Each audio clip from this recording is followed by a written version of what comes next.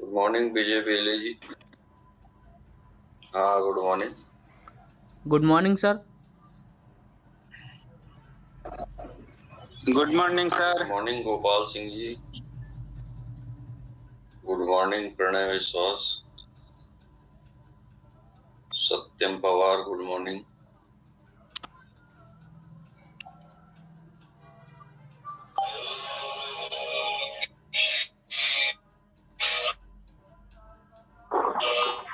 Good morning sir.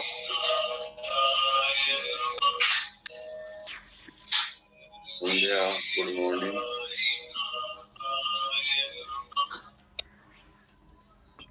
Good morning Radheshyam ji, Shan Mansuri जी।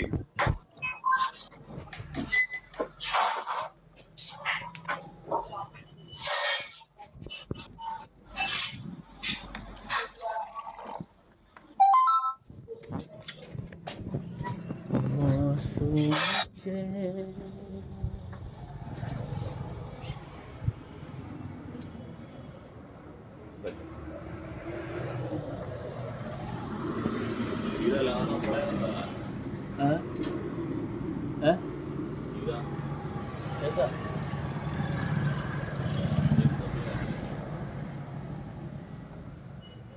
9 बजने के बाद आया।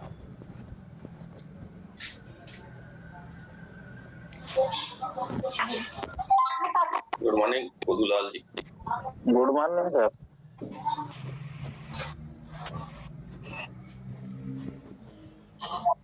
Good morning sir. Good morning Prakriti, good morning. Good morning sir. Good morning sir. Good morning sir. Good morning sir. और जो लोग book, हाँ, good morning Anu, good morning, good morning, good morning. Ayodhya Prasad ji, good morning. Good morning sir. हाँ, Moolchand ji, good morning. Page number 73 और 74। Monu ji, good morning. ये 2 page से जो अपना कल का अधूरा पार्ट रह गया था वो अपन कंप्लीट करेंगे और लगभग 35 से 40 मिनट की क्लास रहेगी, क्योंकि अब आधा इसका पार्ट कंप्लीट हो गया था और आधा पार्ट आज अपन कंप्लीट करेंगे। फिर इसके बाद जो है वो काम से जाएंगे, वही यूनिवर्सिटी के काम से ही जाना है, तो इसी कारण जल्दी जल्दी ज्वाइन हो जाए। तो अपन इसके आगे सिम्टम्स देखते हैं, हार्ट फेल के सिम्टम्स क्या क्या रहते हैं। जो लोग सर थोड़ा कंसल्ट कर रहे हैं निकाल के 73 70। हाँ सर, थोड़ा सिस्टोलिक और डायसिस्टोलिक को थोड़ा रिपीट कर दीजिए, और एट्रियम वेंट्रिकल से कहाँ से सिस्टोलिक होता है, कैसे डायसिस्टोलिक, सर उसको थोड़ा रिपीट कर दीजिए। थोड़ा वो कंफ्यूज है सर। अच्छा, हाँ हाँ, ये पेज नंबर 73 74 के अनुसार जो हार्ट रहता है 2 चैम्बर रहते हैं, ऊपर 2 चैम्बर रहते हैं और नीचे 2 चैम्बर रहते हैं, इनको वेंट्रिकल कहते हैं। तो ऊपर, हाँ गुड मॉर्निंग, ऊपर के जो 2 चैम्बर रहते हैं उनसे जो ब्लड है वो नीचे की तरफ जाता है। मान लो ये 2 चैम्बर है और यहाँ से ब्लड जो है वो ऐसा दबा, तो ऊपर का जो दबता है तो नीचे ट्राइकस्पिड और बाइकस्पिड वाल्व खुल जाते हैं और नीचे ब्लड चला जाता है, तो ये कहलाता है सिस्टोलिक। तो ये एट्रियल सिस्टोलिक होता है। फिर नीचे जो चैम्बर रहते हैं उसमें वेंट्रिकल सिस्टोल होता है, तो वहां से जो है वो ब्लड उसकी ओर जाता है एओर्टा की तरफ और लंग्स की तरफ। अब ऊपर वाला जो सिस्टोल हुआ तो एट्रियल सिस्टोल कहलाता है वो, और जिस समय वेंट्रिकुलर सिस्टोल होता है तो उस समय ऊपर वाले चैम्बर के डायस्टोल हो जाता है। डायस्टोल यानी खुल जाना। जैसे ही उसमें खुलता है तो ऊपर सुपीरियर वेना केवा, राइट वाले इसमें superior vena cava, inferior vena cava और कोरोनरी साइनस से ब्लड आता है, और लेफ्ट वाले में गुड मॉर्निंग सर। लंग से ब्लड आता है। तो इस प्रकार से ये सिस्टोल कहलाता है। सॉरी, डाइस के समय वैक्यूम क्रिएट होता है पूरा। Good morning. ऊपर से अंदर की तरफ ब्लड आ जाता है, तो सिस्टोल और डायस्टोल चैम्बर्स में होते हैं। पहले एट्रियल सिस्टोल, फिर वेंट्रिकुलर सिस्टोल होता है। तो वो एक्चुअली ये दोनों एक साथ होते हैं, और 1-2 सेकंड के 10वें भाग का भी अंतर नहीं रहता। और ये वाल्व जो ओपन होते हैं, वो उस समय जो है वो आवाज आती है डब, और जब क्लोज होते हैं उस टाइम आवाज आती है लब। लब डब धक धक जो कहलाती है, वो वाल्व के बंद होने और चालू होने से होते हैं। तो चाहे तो नोट कर लें, जो हार्ट के 4 साउंड रहते हैं। Heart produce 4 sound. First heart sound, जो लोग नोट कर रहे हैं वो नोट कर सकते हैं। First heart sound produce bye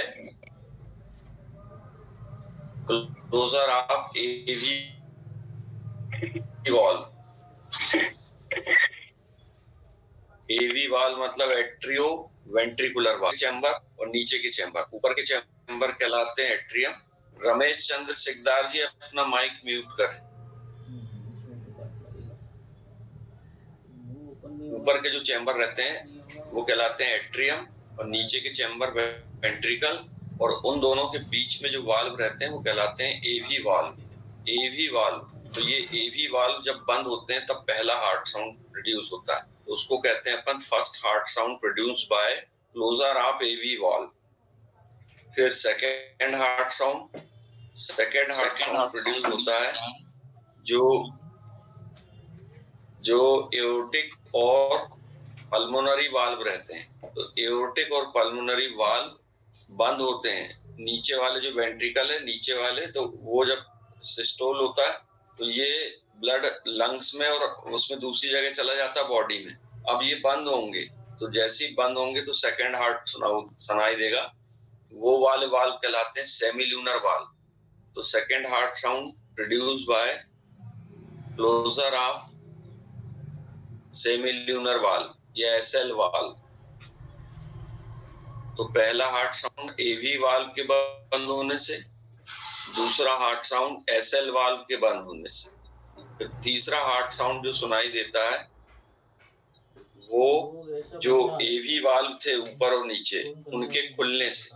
पहला जो साउंड था वो बंद होने से, और तीसरा साउंड जो है उनके खुलने से सुनाई देता है। तो उसकी जो आवाज है वो पट्ट जैसी आती, जैसे कोई ढक्कन वगैरह बॉटल का खोलते हैं अपन, ऐसी कर। तो ये साउंड बहुत जो एक्सपर्ट लोग रहते हैं, हार्ट के सर्जन, कार्डियोलॉजिस्ट, वो सुन पाते हैं। पहला साउंड रहता है लब, दूसरा साउंड रहता है डब, और तीसरा साउंड आता है पट्ट।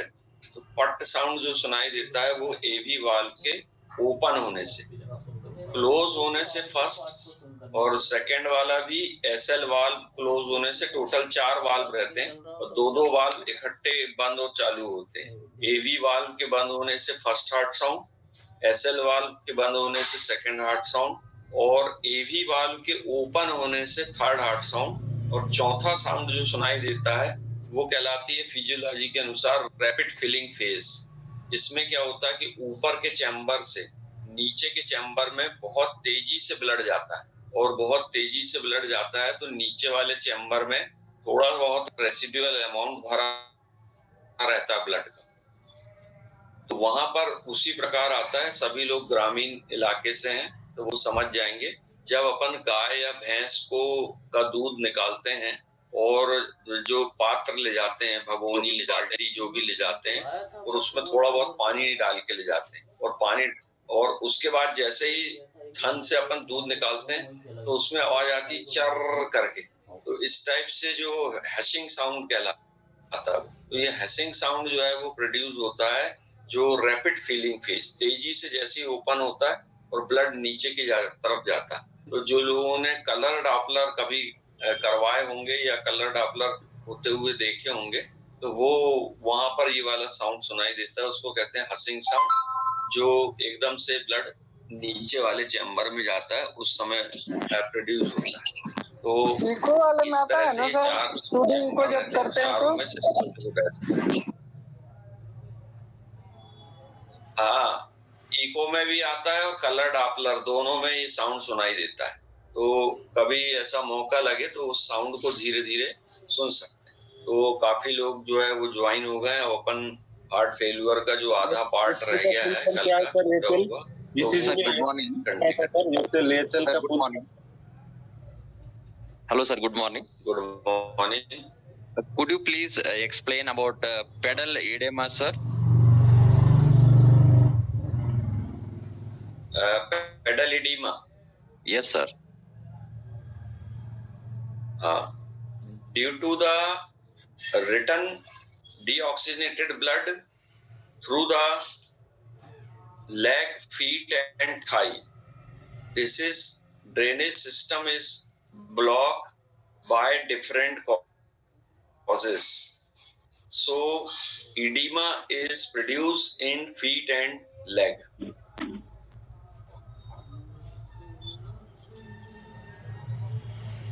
Sometimes blood is not written. और रिटर्न क्यों नहीं होता? क्योंकि हार्ट का जो चैम्बर्स हैं उसमें ब्लॉकेज आ गया है या वाल्व जो है वो ठीक से काम नहीं कर रहे हैं। इसी कारण जो है वो स्वेलिंग आ जाती है फीट। देन रमेश चंद्र जी अपना माइक म्यूट कर दें और मार्केट में जाऊंगा मोबाइल लेके। और अब जो है वो अपन स्टार्टिंग करते हैं। सिम्टम सर ये सेल का फुल फॉर्म क्या है sir? Symptom of the heart failure, ये दोनों एसएल का मतलब होता है सेमी ल्यूनर। सेमी मतलब आधा और ल्यूनर मतलब होता है चंद्रमा। तो सेमी ल्यूनर मतलब अर्ध चंद्राकार, आधे चंद्रमा के समान जो वाल्व रहेंगे वो कहलाते हैं अर्ध चंद्राकार या सेमी ल्यूनर एसएल वाल्व।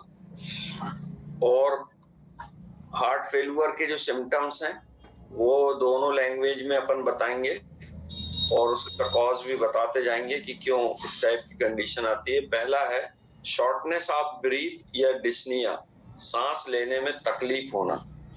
सांस लेने में तकलीफ इसलिए होती है क्योंकि हार्ट के दोनों तरफ लंग्स रहते हैं। The heart is present in between the two lungs. So sometimes the patient is suffering from the tuberculosis, pneumonia and any type of the lungs disease. The heart is not fully diastole and systole. It is congested. So the first symptom is breathlessness is produced in this cause. और इसी कारण से सांस लेने में परेशानी होती है, डिस्निया बोलते हैं अपन। मूलचंद जी माइक म्यूट कर दें। सेकेंड आती है फटीग।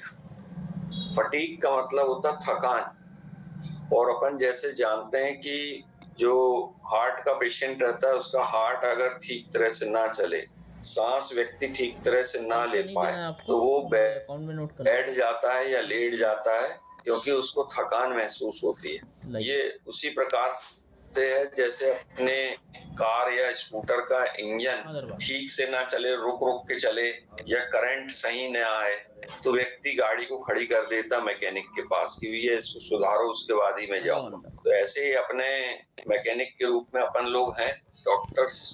और उसी तरह मरीज जब भी कभी सांस लेने में दिक्कत है या हार्ट में प्रॉब्लम है तो वो अपने पास आ जाता है क्योंकि उसकी गाड़ी ठीक से नहीं चल रही।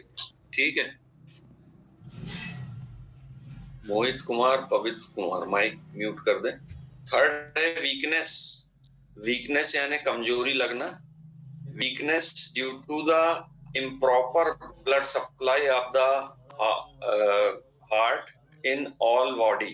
वीकनेस इसलिए लगती कमजोरी कि पूरे शरीर में ब्लड जो है वो प्रॉपर रूप से फैल नहीं पाता। Not supply, not spread the oxygenated blood in whole body. So patient is feeling the weakness, kamjori. Next, swelling या edema in leg, ankle and feet, टखनों और पैरों में सूजन आ जाना। अभी अपन ने सूजन का बताए थे, swelling, oedema, because of the deoxygenated blood is not return properly. जैसा अपन ने बताए थे कि 3 मिनट में हार्ट जो है वो 5 लीटर ब्लड को पंप कर देता है। इसका मतलब ये समझिए आप कि अपना हार्ट कितना मजबूत है, ये एक मोटर की तरह काम करता है। और यदि ये रिटर्न ब्लड नहीं लेगा तो पंप क्या करेगा? तो उसके लिए रिटर्न के लिए पैरों से, माइंड से, छाती से और पेट से ब्लड उसको मिलना चाहिए ताकि वो पंप कर सके।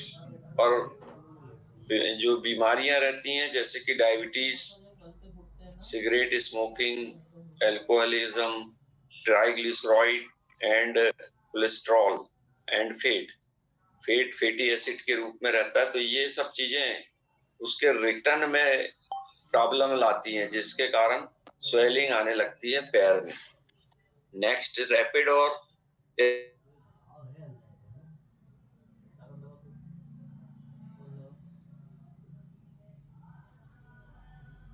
इरेगुलर हार्ट बीट, तेज या अनियंत्रित दिल की धड़कन। अब ऐसी कंडीशन हो, दिल की जो धड़कन है, मतलब कि heart beat are sometime very fast, this is called tachycardia, and sometime very slow, it is called bradycardia, and sometimes slow and hard fast, and sometime is paused, it is a arrhythmia. Arrhythmia means irregular pulse. Pulse अगर सही तरीके से नहीं चलेगी तो उसको इरिथमिया या irregular pulse कहेंगे। तेज चलेगी तो उसको अपन टेकिकार्डिया कहेंगे, स्लो चलेगी तो उसको ब्रेडिकार्डिया कहेंगे। इस तरह से जो प्रॉब्लम्स आती हैं वो इसी वजह से आती है।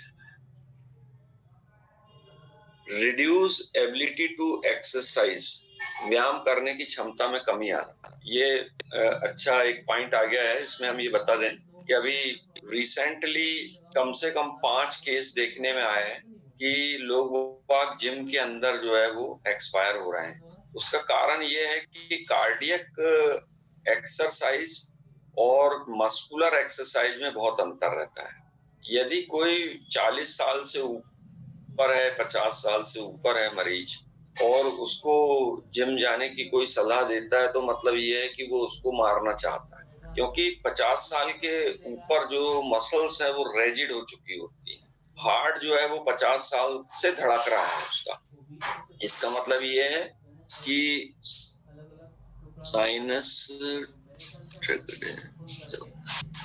साइनस ट्रेकिकार्डिया, हाँ, ये अंशुमान ने पूछा साइनस ट्रेकिकार्डिया, हम अभी बता देते हैं क्या होता। पहले अपन जिम की बात कर लें तो 50 साल से जो हृदय धड़क रहा है बहुत मजबूती से, इतना काम कर चुका है वो, अब उसके बाद ये जिम का लोड कैसे उठाएगा? जिम जाना 50 साल के बाद मतलब सुसाइड करना है। अभी जैसे राजू श्रीवास्तव जो कॉमेडियन है वो एक्सपायर हो गए, वो जिम की वजह से हुए। और जो एक वो रह चुकी हैं विश्व सुंदरी, वो भी जो एक बंगाली थी लंबी लंबी सी, वो नाम याद नहीं आ रहा हमारे को, वो भी जो है वो बीमार हो गई थी, और 4-5 पहलवान टाइप के लोग वो भी बीमार हो गए। तो ये सुष्मिता जो है, पुनीत कुमार भी बीमार हो गए। तो उसका, हाँ, वेरी गुड गोविंदर सिकदार जी, आपका पढ़ाई से ज्यादा जो है वो फिल्मों में ध्यान है। तो वो सुष्मिता सेन ही है, तो वो बीमार हो गई थी। तो इस तरह से हार्ट के पेशेंट को, या पेशेंट ना ही भी हो हार्ट का, तो भी 50 साल के बाद जिम जाना या एक्सरसाइज करना, ये जो है वो हमारे ख्याल से सेहत के लिए नुकसानदेह होता है। इससे अच्छा तो आप योगा करें। बाबा रामदेव जी ने बताया बैठे, और जो बैठ के आसन कर सकते हैं, लेट के कर सकते हैं। उसका कारण ये है कि आप लोग वैसे ही बहुत काम करते हैं। कोई किसान है, मान लो किसान सुबह से उठता है, दिन भर अपना काम करता है, फिर उसको 1 घंटे 2 घंटे आराम अगर चाहिए तो उसके लिए कह देते हैं कि जिम जाओ, तो ये कहाँ तक इंसाफ? तो जो लोग काम में लगे रहते हैं उनको जरूरी नहीं है कि कहीं जिम जाए। तो हाँ, 23 एज के बाद अगर कंटिन्यू जिम जाए तो ठीक है, 23 साल के बाद, मगर 50 के बाद, 40 के बाद आप किसी को भी इस तरह की सलाह ना दें। घर पे छोटी मोटी एक्सरसाइज स्कूल में जो कर चुके हैं उन्हीं को करें जितना हो सकता है। बाकी अपन काम इतना करते हैं कि जिम जाने की जरूरत नहीं पड़ती। अब अभी जो साइनस टेकिकार्डिया अंशुमान जी ने पूछे हैं तो वो हम बता देते हैं। जो अपने हार्ट में छोटी छोटी ऐसे साइनस रहते हैं, जगह खोल जो गड्ढे रहते हैं हार्ट में, वो कहलाते हैं साइनस। और अपने ब्रेन में भी छोटे छोटे स्पेस रहते हैं, वो कहलाते हैं साइनस। तो वो साइनस ब्रैकेट बोल सकते हैं, मैथमेटिक्स से अगर कोई है तो उसको ब्रैकेट कह सकते हैं। वो ब्रैकेट जो है वो उनमें एक्स्ट्रा ब्लड डिपॉजिट रहता है, और वो ब्लड जो है वो अगर अचानक हार्ट में ज्यादा मात्रा में आ जाए, जैसे डिपॉजिट है और कहीं से ब्लड जो है वो आ नहीं रहा है, तो वही साइनस ब्लड देके और हार्ट को चलाते रहते हैं। और यदि मान लो कहीं से ब्लड आ गया, पेशेंट ने अचानक जो है वो काफी घूम लिया, घूम फिर लिया या दौड़ लिया, तो वो ब्लड जो है वो एक्स्ट्रा पैर से इधर आ गया और साइनस भी दे रहा था, तो वो बहुत ज्यादा मात्रा में ब्लड आने से फिर क्या होता है कि तेजी से धड़कने लगता हार्ट, तो वो कहलाता साइनस टेकिकार्डिया। और कुछ ज्यादा इसमें डिटेल नहीं है। इसके बाद नेक्स्ट सिम्टम आता है रिड्यूस एबिलिटी टू एक्सरसाइज हो गया, परसिस्टेंट कफ और वीजिंग, लगातार जो है वो खांसी आना। अच्छा ये बता दें कि अगर मान लो कोई हार्ट का पेशेंट है और उसको बीच बीच में थोड़ी बहुत खांसी आती है, तो ये उसके लिए थोड़ा फायदेमंद ही रहता है। उसका कारण ये रहता है कि हार्ट में जो ब्लॉकेज आ गए हैं वो खांसने से थोड़ा से ब्लॉक आगे बढ़ जाते हैं। तो कभी भी ऐसा कोई लगता है कि उसको सीने में दर्द है, ये है, थोड़ा पीठ पे आप उसको ठोकें और उसको बोलें कि थोड़ा खांसने की प्रोसेस करें। अपन किसी को भी खांसने को बोलते हैं इस टाइप से वो खांसे, उससे जो क्लॉट है वो आगे बढ़ जाते हैं, तो हो सकता है कि उसको तुरंत रिलीफ मिल जाए। परंतु यदि मान लो उसको खांसी है, जो बीमारी अपन कफ बोलते हैं, अलग अलग एलर्जिक कारण से होती है या टीबी के मरीज को होती है, वो एक अलग चीज है। परंतु हार्ट के केस में अगर पेशेंट नहीं खांस रहा है तो उसको थोड़ा खांसी करने को बीच बीच में बोलते हैं ताकि वो ठीक हो जाए। दूसरा घरघराहट, पेशेंट के लंग्स में अगर किसी प्रकार की बीमारी है तो ही घरघराहट के सिम्टम आते हैं। हार्ट साउंड के अलावा और कोई घरघराहट के सिम्टम नहीं आते। नेक्स्ट है ब्लड रक्त युक्त कफ। अब वो ब्लड युक्त कफ, ये तो कोई ज्यादा सिम्टम्स नहीं है हार्ट फेल का। Increase need to urinate at night, रात में पेशाब करने की आवश्यकता बढ़ जाती है, ये जरूर है।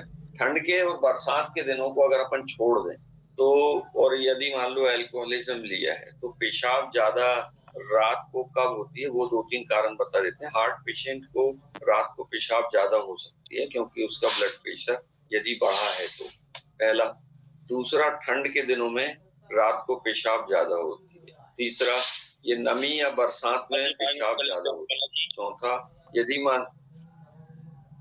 अल्कोहल, अगर मान लो अल्कोहल किसी ने पिया है, शराब पिया है, तो भी वो रात ज्यादा पेशाब जा सकता है, उसकी जब भी नींद खुलेगी तो हो जा सकता है। यदि रात को सोने के पहले उसने कुछ ड्रग्स लिया है, दवाई लिया है या तम्बाकू खा के और फिर सोया है, तो भी वो जा सकता है, पर उसको डिहाइड्रेशन होगा, माउथ जो है उसका सूखा रहेगा, मगर पेशाब की मात्रा बढ़ जाती है। क्योंकि इस तरह की मेडिसिन लेने से, तम्बाकू लेने से और ब्लड प्रेशर बढ़ने से यूरिनेशन की मात्रा बढ़ती जाती है। स्वेलिंग और योर एब्डोमेन एसाइटिस, पेट में सूजन, जलंधर कहते हैं उसको, वो पेट में सूजन तब आती है जब हार्ट का जो फंक्शन है वो सीवियरली डिस्टर्ब हो जाता है। अगर हार्ट का फंक्शन डिस्टर्ब हुआ और एब्डोमेन के पेरिटोनियम से ब्लड रिटर्न नहीं आ रहा है, तब जाके जो है वो पेट में स्वेलिंग आने के चांसेस है। Very rapid weight gain, patient जो है वो पहले बहुत तेजी से उसका वजन बढ़ता है और फिर उसके बाद उतनी ही तेजी से जो है वो उसका वजन घटने लगता है, तो ये उसका मेन सिम्टम रहता है। लेक ऑफ एपेटाइट, भूख न लगना और जी मत लाना। हार्ट पेशेंट का एक सिम्टम रहता है कि उसको नोसिया होता है। नोसिया मतलब कि जो मितली की इच्छा होना या उल्टी की इच्छा होना कहलाता है नोसिया। वो कई बार उसको फिर भूख भी नहीं लगती, भूख नहीं लगती तो मतलब हार्ट की कोई ना कोई प्रॉब्लम है, ठीक है ना, क्योंकि डाइजेस्टिव सिस्टम भी इसमें डिस्टर्ब होता है। डिफिकल्टी कॉन्सेंट्रेट, व्यक्ति केंद्रित करने में कठिनाई, मतलब concentration is very loss, patient is not able to concentrate in one object, patient किसी एक व्यक्ति पे ध्यान केंद्रित करके कार्य करने में सक्षम नहीं रहता। Patient is not able to concentrate the one object, अगर उसको अपन कोई काम बोलेंगे तो वो काम नहीं कर पाता पेशेंट, और ठीक से नहीं कर पाता, मतलब उसका ध्यान, क्योंकि जो है वो हार्ट में, चेस्ट पेन में, इसमें उसमें बटा रहता है, तो वो कॉन्सेंट्रेट नहीं हो पाता है। ऐसे इसलिए हार्ट पेशेंट को कोई भी ऐसा काम नहीं देते जिससे कि वो उसको करने में सक्षम ना हो, उसकी बीमारी उससे बढ़ ही जाएगी। और वजन तो बिल्कुल नहीं उठाना है, 1 किलो वजन से ऊपर पेशेंट को नहीं उठाने देना चाहिए। पानी भरी बाल्टी अगर वो ले जा रहा है तो बिल्कुल उसको रोक दें, उसका पानी भरी बाल्टी को अपन ले जाके रखें, और अलर्टनेस, सतर्कता में कमी हो जाती है उसके, और वो सतर्क नहीं रह पाता। चेस्ट पेन, सीने में दर्द, बेचैनी, रेस्टलेसनेस, ये फेल्यूर के सिम्टम्स हैं कि उसको रेस्टलेसनेस नहीं है। मंसूरी पूछ रही है कि क्या सर हार्ट फेल्यूर को ही दिल का दौरा कहते हैं? जी हाँ, दिल का दौरा का मतलब ही हार्ट फेल होता है, दिल का दौरा, सही बोल रहे हैं। इन्वेस्टिगेशन ऐसे, अब ये पहले के सिम्टम और बाद के सिम्टम, और अभी अपन ने जो देखे वो करंट सिम्टम। अगर मान लो किसी को हार्ट फेल होने के चांसेस रहते हैं अगले 24 घंटे, तो वो थोड़ा बेचैन रहता है और कहता है कि मेरे को जो है वो अंत है, तो वो उसका बेचैनी जो है वो बढ़ जाती है। दूसरा, उसका जो स्किन है, स्किन के ऊपर हल्के हल्के लाल लाल रैशेस जो है वो आना शुरू हो जाते हैं, क्योंकि ब्लड की फिजियोलॉजी बदल जाती है, जिसके कारण रैशेस आना जो है वो शुरू हो जाते हैं। ट्विस्टेड होना है ना, टंका टेढ़ा होना, इस प्रकार से टेढ़ा हो जाती है। कई बार हाई बीपी की वजह से अपन ने जैसे देखे कि पेशेंट का पैरालिसिस हो जाता है, जिसमें उसका मुंह जो है वो बोलते बोलते टेढ़ा हो जाएगा, ऐसा या ऐसा, या आंख ऐसा लगेगा कि मार रहा है, इस टाइप से बंद हो जाएगा। पेशेंट को जो है वो सिंसियरली ऑब्जर्व करते हैं अपन कि उसमें क्या परिवर्तन आ रहे हैं। मुंह सूखने लगता है, टंग टेढ़ी होने लगती है, 24 घंटे पहले लगभग ये सिम्टम्स आना शुरू हो जाते हैं। पेशेंट को जो है वो बैठ नहीं पाता, बैठ गया तो खड़ा हो जाता है, खड़ा हो गया तो लेट जाता है, बेचैनी, उसको कहीं पे भी जो है वो रेस्ट नहीं मिलता। ऐसे पेशेंट को जो है वो नील रखना चाहिए। नील का मतलब कि कुछ देना नहीं चाहिए पानी के अलावा, थोड़ा थोड़ा और पानी दें, और उसको खाने पीने, मुर्गा, मटन, शराब इनसे दूर रखें, क्योंकि हो सकता है कि अचानक अगर अटैक आ गया, ऐसी स्थिति में उसने जो खाया है वो उसके लंग्स में चला जाएगा और अचानक सांस रोकने से डेथ होने की चांसेस बन जाते हैं। तो इसी कारण उसको ज्यादा खाने पीने को नहीं देते, केवल उसको ORS का घोल या पानी दे सकते हैं, जब तक कि वो नॉर्मल होके ये कहने ना लगे कि हाँ अब मुझे ठीक लग रहा है, थोड़ा बहुत मैं कुछ खा लूंगा। जब वो अपने मन से प्रेम से कहे तभी उसको देंगे, अदरवाइज उसको कुछ भी दिया नहीं जाता ज्यादा। खासकर ऐसी चीजें जो पेट में जाके फूल जाती और गैस बनाती हैं, जैसे कि पोहा जो है वो पेट में थोड़ा सा डबल हो जाता है जाके, और बाटी, एक बाटी खाओ तो 2 के बराबर हो, क्योंकि बाटी भी फैलती है जाके शरीर में। राजमा जो है वो गैस क्रिएट करता है। मूली के पराठे, मूली और तुअर की दाल, ये चीजें गैस बनाने वाली, उससे थोड़ा सा अवॉइड रहती है। खाने की हजारों चीजें, इन 5 चीजों को छोड़ के, 5-7 चीजों को छोड़ के और बाकी चीजों का इस्तेमाल किया जा सकता है। अब ऐसे पेशेंट में अगर अपन को कुछ डायग्नोस करना पड़ता है तो इन्वेस्टिगेशन में ब्लड टेस्ट तो कराते ही हैं, ताकि WBC RBC की मात्रा अपन देख सकें, ECG ESR देख सकें कि कहीं कोई लंग्स में प्रॉब्लम तो नहीं है। एक्सरे चेस्ट कराते हैं ताकि हार्ट की जो पोजीशन है वो पता लगे कि हार्ट फैला तो नहीं है, जिसको अपन कहते हैं कार्डियोमेगाली। कार्डियोमेगाली का मतलब होता है हृदय का बड़ा हो जाना, और ये 50 साल के बाद हृदय बड़ा हो ही जाता है, क्योंकि कार्डियक मसल्स जो है वो उसमें इलास्टिसिटी रहती है, जिसको अपन बोलते हैं पनना, खिंचना या पन्ना, ठीक है ना। तो वो खिंच जाती हैं, तो जिसके कारण 50 साल की एज के बाद कार्डियोमेगाली या हार्ट का बड़ा होना कॉमन प्रॉब्लम। ईसीजी कराते हैं, ईसीजी में पीक्यूआरएस कॉम्प्लेक्स को ध्यान से देखते हैं कि कहीं पे कोई जो पीक्यूआरएस कॉम्प्लेक्स बनता है वो ऊपर फिर नीचे फिर ऊपर जाके और फिर एओर्टिक बन के और सेकंड ले लेता है। तो पर उसमें अगर मान लो कहीं पे ऊपर जाने के बाद एम बन रहा है, एम बन रहा है मतलब कि हार्ट को जो है वो ब्लड पहुंचने में थोड़ी परेशानी हो रही है, तो वो एमआई का घोतक रहता है, एमआई मायोकार्डियल इंफ्रॉक्शन। पिछले बार जो है अपन ने बताए थे myocardial infraction, INFRACTION, infraction means lack of oxygen. फिर इसके बाद इको कार्डियोग्राम या इको भी करवा सकते हैं। इको में जो फिजियोलॉजी है वो पता लगती है कि ऊपर से जो चैम्बर है उनको कितना % ब्लड डालना चाहिए, मगर अभी कितना डाल रहे हैं। अगर मान लो उसका रैपिड इजेक्शन फेज या इजेक्शन फेज ये कम है, तो मतलब ये कि इस कहीं ना कहीं कोई ब्लॉक की पोजीशन है, जिसके कारण कम फिजियोलॉजी हो गई है। स्ट्रेस टेस्ट में जो है एक पट्टा रहता है जो चक्की का जैसा पट्टा रहता है, पर वो मोटर से बंधा रहता है, जैसे जिम में ट्रेडमिल कहलाती है। ट्रेडमिल में पट्टे पे दौड़ाते हैं पेशेंट को, और वो कितनी देर तक कितने लंबे समय तक दौड़ सकता है वो उसके सीने में जो है वो लगा दी जाती है छोटी छोटी इलेक्ट्रोड, और उसका जो संबंध है वो मशीन के पास रहता है। उसमें ईसीजी आती रहती, बहुत बड़ी ईसीजी।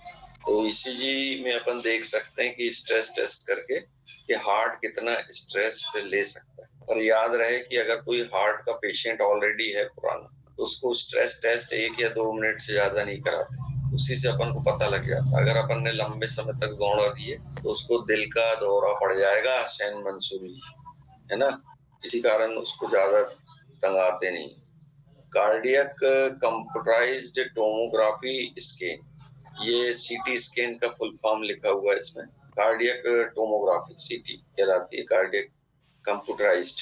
तो ये कंप्यूटराइज्ड टेस्ट सीटी स्कैन करते हैं, जिसके कारण अपन को पता लग जाता है कि क्या problem. Magnetic resonance imaging, MRI कहलाती मैग्नेटिक रेजोनेंस इमेजिंग, एमआरआई भी करवा सकते हैं। और अगर मान लो किसी पेशेंट को पेसमेकर लगा हुआ है तो उसकी sonography, x-ray, CT scan, MRI ये नहीं कराना चाहिए। फिर है कोरोनरी एंजियोग्राम। कोरोनरी एंजियोग्राम में कोरोनरी आर्टरी जो हार्ट की ब्लड सप्लाई है उसके बारे में देखा जाता है कि कहीं कोई प्रॉब्लम तो नहीं है, वो कहलाती है मायोकार्डियल बायोप्सी। और फिर भी अगर प्रॉब्लम होती है तो फिर मायोकार्डियल बायोप्सी बहुत रेयर केस में की जाती है। कॉम्प्लिकेशन देखते हैं कि यदि मान लो हार्ट प्रॉब्लम बनी रही या हाई ब्लड प्रेशर रहा, तो सबसे पहले किडनी डैमेज होती है, किडनी फेलुअर। दूसरा रहता है हृदय वाल्व की समस्याएं, हार्ट वाल्व की प्रॉब्लम्स आ जाती हैं, हार्ट की वाल्व की। हार्ट की रिदम की प्रॉब्लम आ जाती है, जैसे अपन ने रिदम बताए थे, और रिदम ही कमजोर कम या ज्यादा होता है तभी पेसमेकर लगता है। इसके अलावा लीवर डैमेज होने के चांसेस रहते हैं हार्ट की प्रॉब्लम की वजह से, या मेडिसिनल से सिरोसिस ऑफ लीवर, यानी loss of architecture of the liver, liver की जो बनावट है वो डिस्टर्ब हो जाती है, ये सब प्रॉब्लम आ जाती है। इसके बाद इसका मैनेजमेंट अगर अपन देखें तो हार्ट पेशेंट को सबसे पहले तो अस्पताल में भर्ती कराना चाहिए, क्योंकि उसको ऑक्सीजन लगती है, और कार्डियक मॉनिटर सीएम कहलाता है, और कार्डियक मॉनिटर लगाते हैं। हर घंटे में उसका ब्लड पल्स, टेम्परेचर और ब्लड प्रेशर और रेस्पिरेशन टेस्ट ये सब करते रहते हैं। मेडिसिन जो अपन मैनेज कर सकते हैं, तो उसको तुरंत के लिए डायूरेटिक्स देते हैं ताकि यूरिन जो है वो निकले और उसमें ब्लड प्रेशर में कमी आए। और दूसरी जो मेडिसिन है ECE इनहिबिटर्स के रूप में लिस्नोप्रिल वगैरह मेडिसिन दी हुई है। डिजॉक्सिन या लिजॉक्सिन इंट्रोपिक क्रोनोट्रोपिक एजेंट, ये हार्ट की मसल्स को मजबूत करने का काम करती है, लिडॉक्सिन या डिजॉक्सिन। तो उसको अपन दे के और पेशेंट को फिलहाल, हाँ, अगर मान लो हाई ब्लड प्रेशर वाला पेशेंट है तो उसको लेसिक्स IV दे सकते हैं। लेसिक्स का जो इंजेक्शन रहता है जिसमें फ्लूसामाइड रहता है, तो वो उसको IV अपन दे सकते हैं। बाकी होम्योपैथिक ट्रीटमेंट के अंतर्गत अगर अपन देखें तो पहला है एमाइलम नाइट्रोसस। इसमें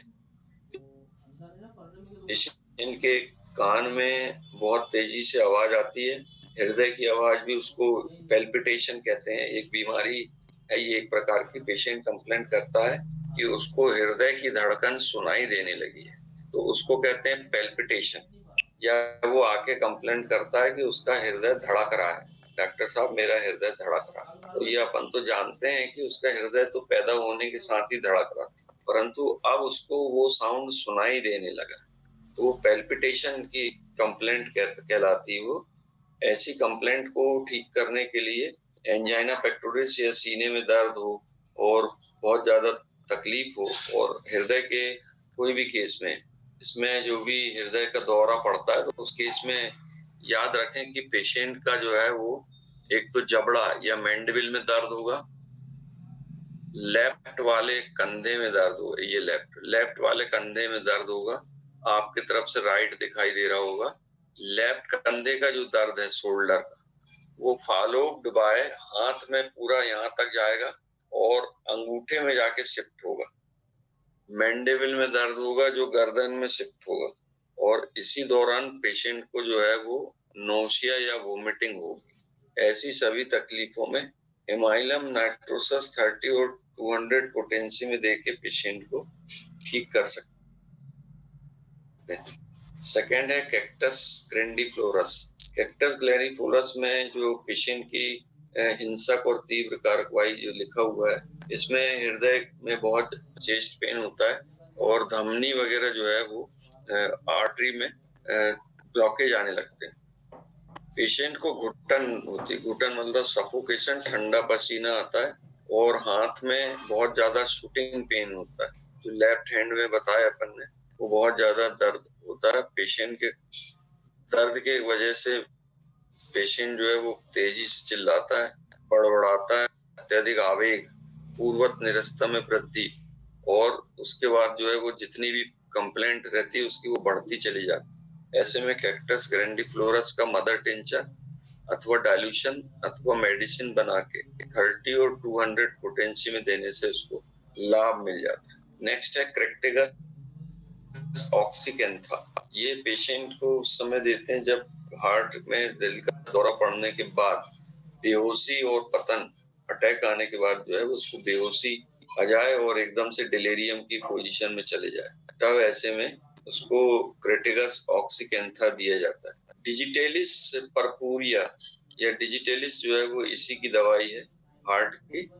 कम से कम पेशेंट को दिल में बार बार जो है वो ऐसा लगता है ठोक रहा है कोई, और नाड़ी की असमानता, यानी कभी ब्रेडिकार्डिया कभी टेकीकार्डिया जैसे सिम्टम्स उसमें अगर आते हैं, नाड़ी कई बार कमजोर चलती है, बुखार भी आ जाता है और पेशेंट को वीकनेस लगती है, तब ऐसे में डिजिटेलिस की मेडिसिन की 30 और 200 पोटेंसी देकर और उसको ठीक किया जा सकता है। और ग्लूनाइन, जैसे कि ग्लूनाइन स्ट्रोक की मेडिसिन के नाम से जानी जाती है। स्ट्रोक मतलब लू लगना, तो लू लगने में अपन जैसे ग्लूनाइन देते हैं, इसी प्रकार हार्ट के अगर मान लो अचानक अटैक आ जाए, चेहरे पे गर्मी के साथ दिल की धड़कन तेज, फेस में उसको बहुत ज्यादा हॉटनेस लगे और टेकीकार्डिया हो, नाड़ी और कैरोटिड धमनियों का स्पंदन, नाड़ी मतलब जो पल्स है, रेडियल आर्टरी, वो बहुत ज्यादा तेजी से उसकी फीलिंग हो और पूरे शरीर में उसका स्पंदन दिखाई दे।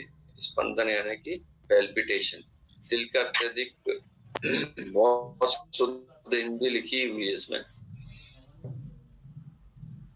और बारी बारी से उठती और गिरती है। सनस्ट्रोक में भी गर्मी के दिनों में हार्ट अटैक के केस में क्लोनाइन जो है वो मेडिसिन रिलीफ देती है। इसकी 30 और 200 पोटेंशियल जो है वो बहुत अच्छे से काम करती है। इसमें आज हम इसमें देसी ट्रीटमेंट भी बता रहे हैं। इसमें लौकी का रस जो है वो थोड़ा हींग जीरा मिलाकर पीने से तत्काल रिलीफ मिल जाता है। वैसे भी अगर मान लो किसी को पेट का वजन कम करना है, पेट कम करना है और हार्ट की प्रॉब्लम से सुरक्षित रहना है, तो कच्ची लौकी का जो है वो जूस बनाया जाता है, जिसमें छिलका भी नहीं निकाला जाता। उसको बस इतना काट के देख लेते हैं कि अंदर खराब तो नहीं है, गीली तो नहीं है, ये देख के उसका जूस बनाया जाता है। ध्यान रहे, जूस और सूप में अंतर रहता है। यदि अपन लौकी को उबाल के और फिर निकालेंगे वो सूप कहलाएगा, और कच्चा करेंगे तो वो जूस कहलाएगा। तो कच्चा जो है वो जूस बनाना है। उसमें तुलसी और पुदीना आप मिला सकते हैं।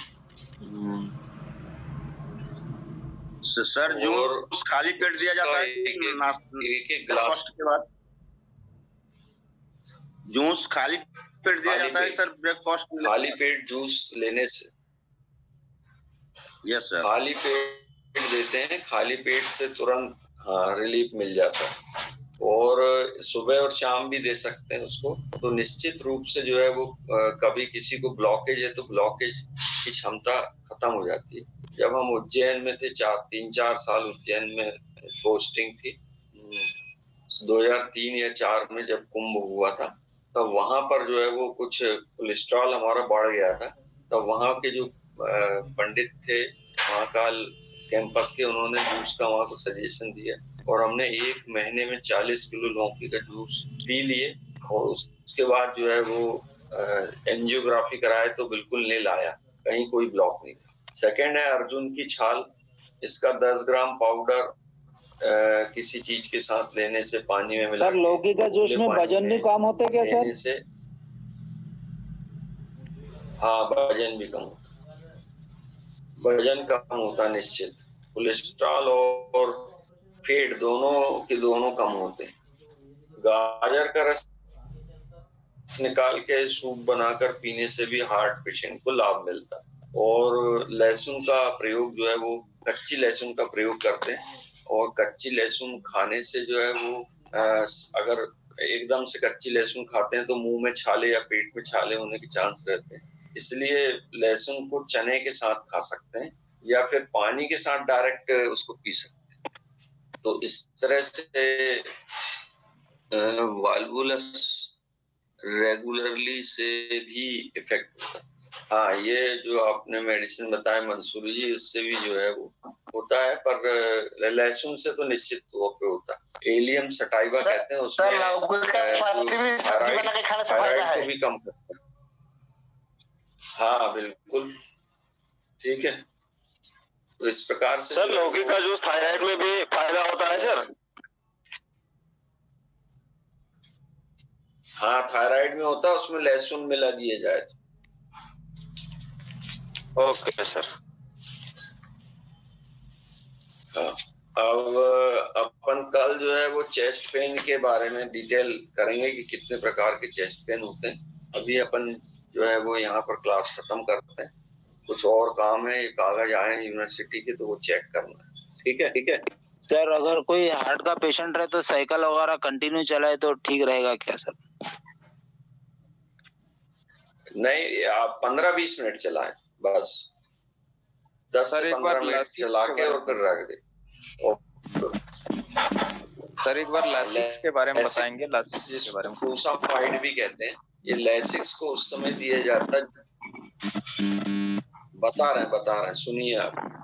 लासिक्स जो है वो फ्रूसामाइड रहती है। फ्रूसामाइड का काम रहता है कि किडनी में जो नेफ्रॉन रहते हैं उसमें ब्लड को छानने की क्षमता बढ़ा देती है, जिससे कि हाई ब्लड प्रेशर या जो हार्ट अटैक के केस रहते हैं, इसमें लासिक्स देके पेशेंट को जो है वो तत्काल रूप से बचाया जाता है। परंतु लासिक्स का अधिक प्रयोग करने से किडनी जो है वो उसकी आदी हो जाती है और फिर बिना लैक्सिस के यूरिन नहीं बनता, इसलिए यूरिलेसिस का इस्तेमाल केवल इमरजेंसी में किया जाए। उसकी टैबलेट या इंजेक्शन की आदत न डालें।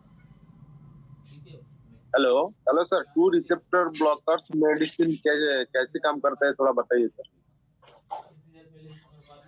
वो हार्ट के इसमें फिर काम करती है, योगा, वो हम फिर अभी बाद में बताएंगे, है ना, अभी टाइम हो गया।